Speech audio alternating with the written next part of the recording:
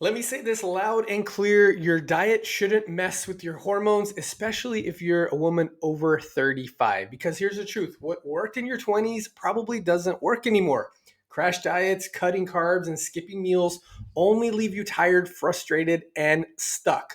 But there is a much smarter way, and it's less difficult than you might think. Enter carb cycling, the flexible, hormone friendly approach to fat loss that actually supports your metabolism instead of destroying it.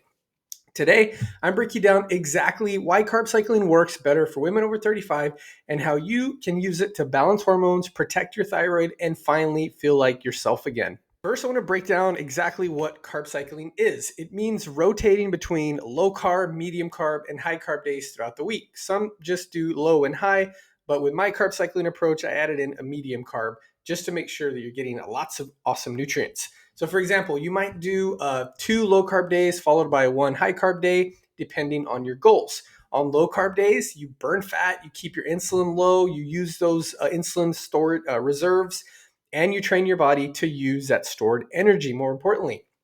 And on high carb days, you refill your glycogen, you support hormone health, and you keep your metabolism on fire. It's not about cutting carbs forever, it's about timing them to work with your body, not against it. And that's where the hormone magic happens. Here's the deal: once you hit your mid 30s, your body starts to shift. Estrogen and progesterone start declining, and your thyroid may slow down. And then cortisol, the stress hormone, starts rising if you're juggling all the things: work, family, and well, life. And then you add a restrictive low carb diet into the mix on top of all that. And boom, hello, fatigue, mood swings, stuck weight loss, stubborn fat, and even hormonal imbalances. And that's where losing weight really gets tricky. That's why carb cycling is so powerful. It allows you to keep your metabolism flexible and your hormones supported, and let's go into that right now. Leptin and thyroid support. Low carb diets can cause leptin, the hormone that tells your brain that you're full, to drop. That's when cravings kick in, metabolism slows down, and your body starts conserving fat. And you don't want that to happen. High carb days help keep leptin levels from crashing and give your thyroid the glucose that it needs to function properly. Next, cortisol regulation. Chronic low carb eating increases cortisol, the stress hormone, which high levels of cortisol equals fat storing.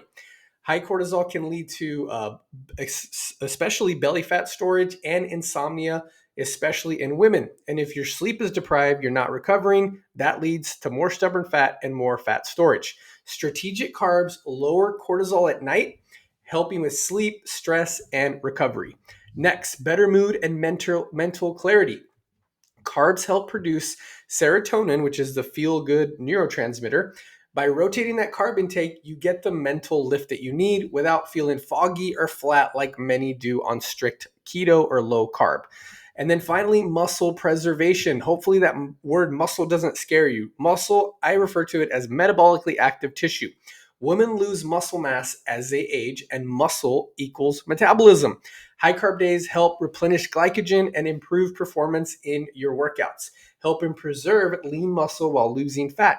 Lean muscle is the ultimate fat burning tissue. So, what does all this look like in real life? Here's a sample 7-day rotation. On Monday, you would go low carb. On Tuesday, you would go low carb. And then Wednesday, you would hit the high carb. And then you want to do a workout on those days, ideally an intense workout. And remember, intense for you isn't intense for the YouTube video woman that's working out 24/7. And then Thursday, you might go medium carb. Medium carb just means you're adding, some fruit and a bunch of good vegetables, that type of stuff. And then Friday back to low. And then Saturday, you would do another high with an intense workout. And then Sunday, you would also do more of a medium type of carb day. So remember, pair the high carb days with the intense workouts, or just work your way up to it. And then use low carb days for rest or lighter activity, and medium carb days, something in between. And as always, build your meals around protein first, healthy fats, and whole organic natural foods. So that's it. Carb cycling in a nutshell. You don't need to starve yourself. You don't need to fear carbs or give them up forever. And you definitely don't need to do another restrictive diet that is destroying your metabolism and messing up your hormones. Carb cycling is my favorite because it's flexible, sustainable, and it's smart and strategic, especially for women over 35, and which I've helped thousands upon thousands with my metabolism diets and carb cycling diets finally be free to eat the carbs, not avoid them. So let me know in the comments if you want a done for you carb cycling meal plan. Yes, I do have a carb cycling program called the 3-week carb cycling diet, but I have plenty of free carb cycling meal plans that I would love to send you on my website. Don't forget to like, and I hope you learned something from today's video. And the main thing I want you to have learned is that you don't have to avoid carbs to lose weight and see great results.